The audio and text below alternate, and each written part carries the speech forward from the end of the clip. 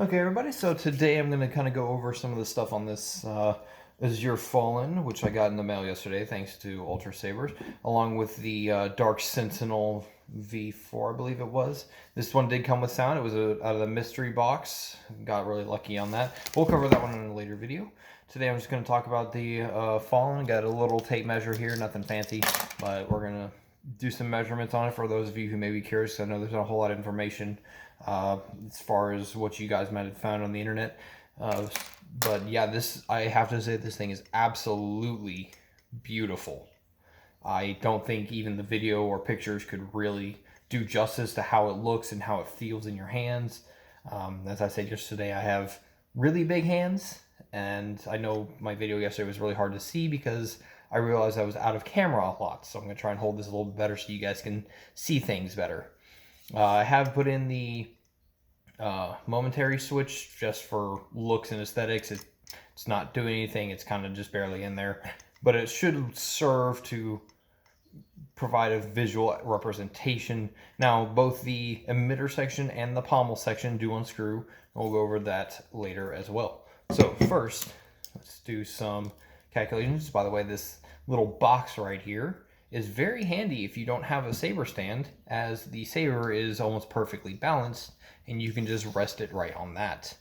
So, as you can see, from the tip of the emitter guards to the pommel, we have about 16 inches total in length, which is kind of big for full saber, but it's acceptable because, again, I have big hands. But if you're only measuring from the actual emitter to where the pommel would screw in or where your speaker will be, we have about 13 inches of actual saber length. This one did come with the CoverTech knob already installed. Let's go ahead and take these out so you can get a better look.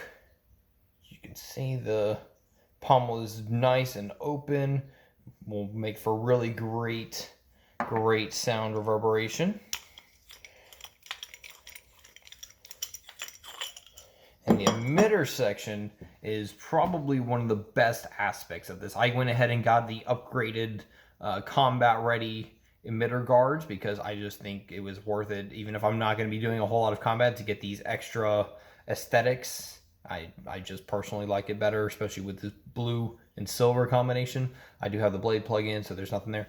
Now, these things, they don't really serve any purpose besides aesthetics, but you can unscrew them and remove them if you would like to, but they seem really small and easy to lose, so I'm just going to go ahead and leave those in. Sorry, I keep trying to remember to stay in camera. I don't do this a whole lot. But this thing is absolutely yours, and this thing by itself, the emitter section is about 4 3/4 inch long from the guard to where it screws in.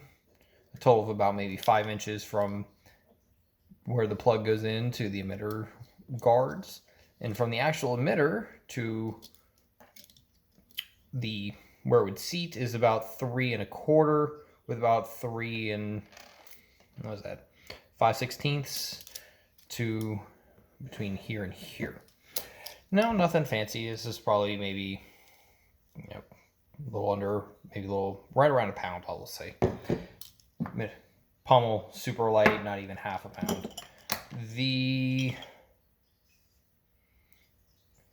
actual body of the blade, or the saber rather, is very light. Again, there's lots of room. This is actually 2 sections held together. This little block is more than just an extra saber stand, but it actually holds together these 2 pieces, because the blade, or the main body, is this, and this is just an extender from what I can tell. I don't know if you'll be able to see it, but there's a little set of notches in there that's holding this together. It's a little hard to display on camera. Now, my biggest issue with this saber so far is the fact that this is a do-it-yourself saber, and I'm going to be building this over the next month or two, paycheck to paycheck. And what I'm going to do is I'm going to have to drill a hole somewhere in here to make an extra port for the recharge and the kill key. Now I'm thinking about putting it here, maybe on the opposite side to give it a little balance. I haven't quite decided, but UltraSabers doesn't seem to subscribe to the theory of having the dual switches. They have a single momentary switch, and usually what you'll have to do is actually take the whole battery pack out the bottom and recharge right there, which isn't super terrible, but it's kind of inconvenient. But other than that, this is an absolutely gorgeous blade and pommel. Now, I can also go grab a blade if you guys want to see that later, but I think we'll save that for when this thing is done. And for now, I would, if you guys haven't gotten these, I think the UltraSabers has this in 4 different colors, but I think one of them is already sold out. They have the Black Fallen, the Crimson Fallen, the Azure Fallen, which is what this one is, and the Fallen LE, which is gold.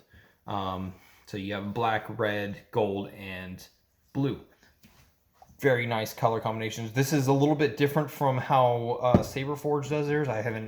There's a couple reviews about that one out there, and theirs is totally silver. You won't get the color combinations. You won't get this extra aesthetics, which is a very big plus in my book, especially if you're looking for just something that's a display, which is what this is mostly going to be until I can get the electronics and everything set up in here. And until then, you guys have a great day. If you have any questions, feel free to leave them in the comments or DM them directly to me. I'm not anticipating a whole lot of those, but yeah.